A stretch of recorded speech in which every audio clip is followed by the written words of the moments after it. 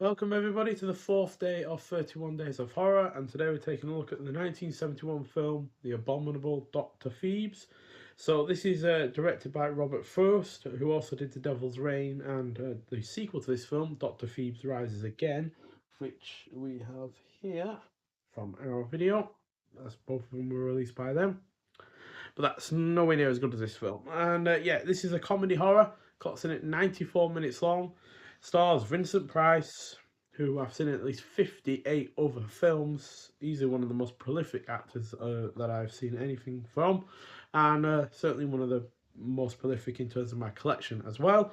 He was actually the person that I was going to do my Halloween special on, but then I realised not long after I'd done that video I did that 3 years ago. So it's going to be someone else, someone that is just as iconic, if not more so, in terms of horror, although not my personal favourite, as Vincent Price certainly is.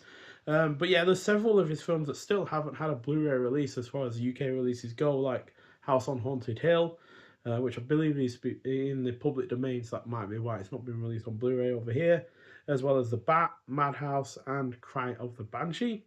Also stars Joseph Cotton, who I've seen in 15 other films. In terms of horror, he's been in likes of Hush Hush Sweet Charlotte, Island of the Fishmen, and The Hearse.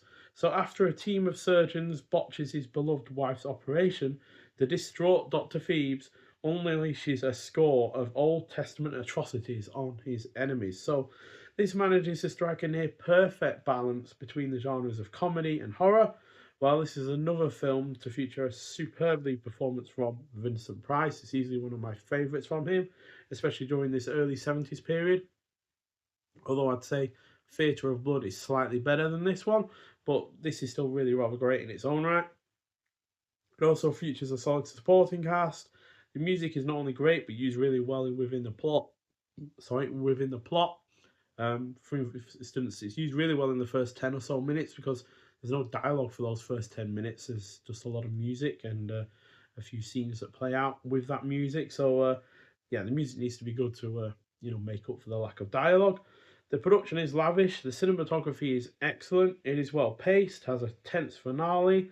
There are several laughs. The main one for me is the moment when a bronze unicorn is catapulted across the street and impales a guy against a wall. You don't actually see it being catapulted, you'll see the bronze statue come flying at the guy and impaling him. But because the unicorn horn usually has like screw threads on it, you have to unscrew it, and that ends up turning the guy around. But all you see is his feet going up, round, and then disappearing, and then coming back around again. And there's a guy that's reading the newspaper in the club that the guy gets impaled in, and he's just getting annoyed by all the noise, and it's just hilarious to see his feet going up in the background behind the guy. It's also engaging throughout, and the kills are really rather inventive as well. There's no other film I've seen that I can say that as someone has been impaled and killed by a bronze unicorn, that's for sure. Yeah, excellent film. 4.5 out of 5. Easily one of my favourites from Vincent Price, and I'd really love it if this and its sequel got a proper limited edition 4K release or something like that. Because yeah, it is excellent. But this version from our video came out all the way in 2014, so it's more than a decade old now.